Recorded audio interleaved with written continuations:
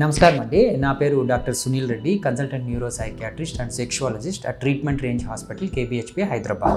So నేను ఈ మధ్య కొద్దిగా మ్యారేజ్ అయ్యి లేకపోతే మ్యారేజ్ రీసెంట్ డేస్లో ఉన్నాయి, అంగస్తంభన ఇష్యూస్ ఉన్నాయి, అంటే అంగం గట్టిపడట్లేదు, కొద్దిగా భయంగా ఉంది, సెక్స్ చేసేటప్పుడు ప్రాబ్లమ్స్ వస్తున్నాయి, చేయలేకపోతున్నాను, అంగం గట్టిపడి కూడా నేను పెనిట్రేట్ చేయలేకపోతున్నాను అని ఈ రకరకాల కంప్లైంట్స్తో వస్తున్నారండి. సో దీని గురించి మాట్లాడుకుందాం. ఎర్లీ మ్యారేజ్లో కానివ్వండి, ఎర్లీ మ్యారేజ్ అంటే మ్యారేజ్ అయిన కొద్ది రోజుల్లో కానివ్వండి, లేకపోతే ఇంకా మ్యారేజ్ ఉంది 1 or 2 monthsలో మ్యారేజ్ ఉంది అన్నప్పుడు ఏమవుతుందంటే అంగస్తంభన ఇష్యూస్ వస్తుంటాయి. ఎందుకంటే ఆందోళన కావచ్చు, ఆ స్ట్రెస్ కావచ్చు, ఎదుటోళ్ళు సాటిస్ఫై అంటే పార్ట్నర్ని సాటిస్ఫై చెయ్యలేకపోతానేమో అన్న భయం కావచ్చు, వాళ్ళకి ప్రీవియస్ ఎక్స్పీరియన్సెస్, పాతవి ఏదన్నా ఇబ్బందులు ఉన్న ఎక్స్పీరియన్స్లు కావచ్చు, ఆ సబ్కాన్షియస్లో మైండ్లో పడి వాళ్ళకి అంగస్తంభన ఇష్యూస్ ఉంటాయి. వీళ్ళు ఏంటి అంటే ఈ ఆందోళనలో ఏం చేయాలో అర్థం కాదు, అసలు ఇది ఎవరికి చెప్పుకోవాలో అర్థం కాదు.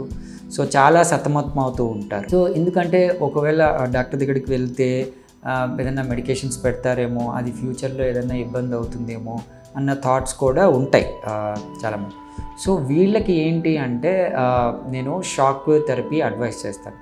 ఈ షాక్ వేవ్ థెరపీ ద్వారా వాళ్ళకి అంగంలో ప్రసరించాల్సిన రక్తం ఎంత మోతాదులో ఉంటుందో దాన్ని సెటరేట్ చేయడము, ఈ ఆందోళన, ఈ డిప్రెషన్లకి సంబంధించి వాళ్ళతో మాట్లాడితే అర్థమవుతుంది. సో వాళ్ళకి నిజంగానే ఈ భయం ఉందా అంటే రెగ్యులర్గా ఫ్రెండ్స్తో మాట్లాడి ఈ ఆందోళన తగ్గించుకోవడం వేరే ఉంటుంది, ఆ ఆందోళన వేరే.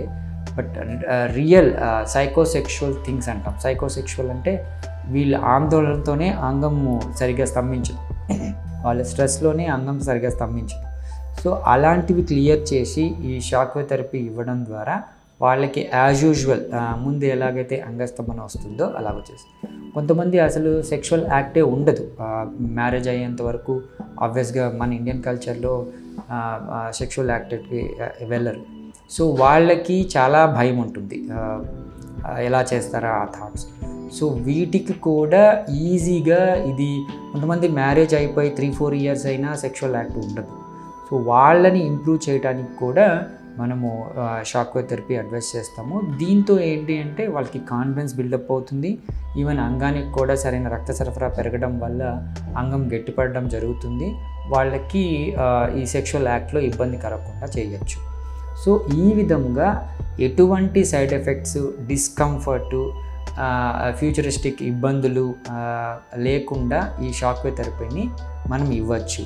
ఈవెన్ యంగ్ ఫెలోస్లో చాలా ఈ మధ్య ఈ వర్క్ స్ట్రెస్ కావచ్చు, వాళ్ళకున్న భయం కావచ్చు, తెలియని అంటే మిత్ అంటాం ఏదో దాని గురించి తెలియకపోవడం వల్ల కావచ్చు, ఇలాంటివన్నీ ఇష్యూస్ ఉంటాయి.